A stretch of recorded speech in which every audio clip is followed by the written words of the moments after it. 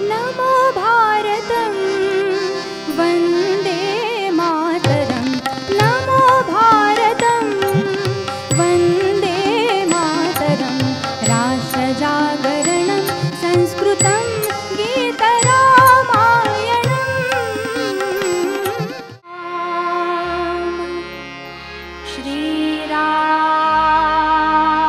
श्रीराम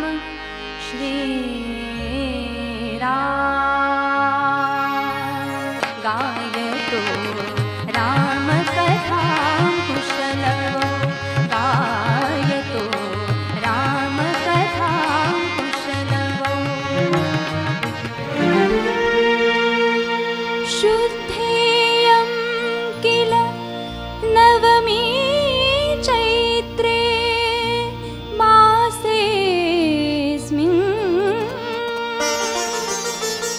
सत्यपि सुरभि समीरे यति दाहो यस्मिन् मध्याह्ने किमिति रविः स्तब्धगतिर्भूत रामजन्म सखि बभूव रामजनिर्भूत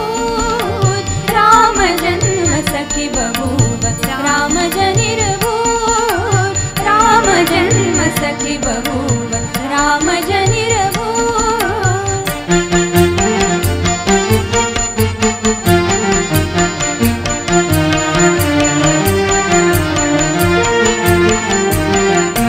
कौसल्या राणी हळू उघडी लोचने विपुन जायमाय स्वतः पुत्र दर्शने ओघळले हासु सुखे कंठ दाटला ओघळले हासु सुखे कंठ दाटला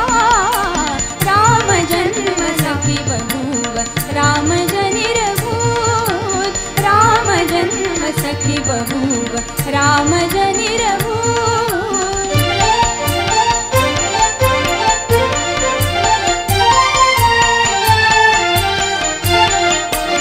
राजगृही सौख्य पर्वणी कुशलवांच्या स्वरांचा मागोवा घेत गायक गाऊ लागले शृणोति राम स्वयं सकुतुकं गायतो रामकथां कुशलवो शृणोति राम स्वयं सकुतुकं शृणोति राम स्वयं सकुतुकं गायतो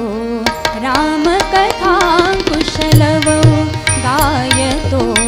रामकथां कुशलवो शृणोति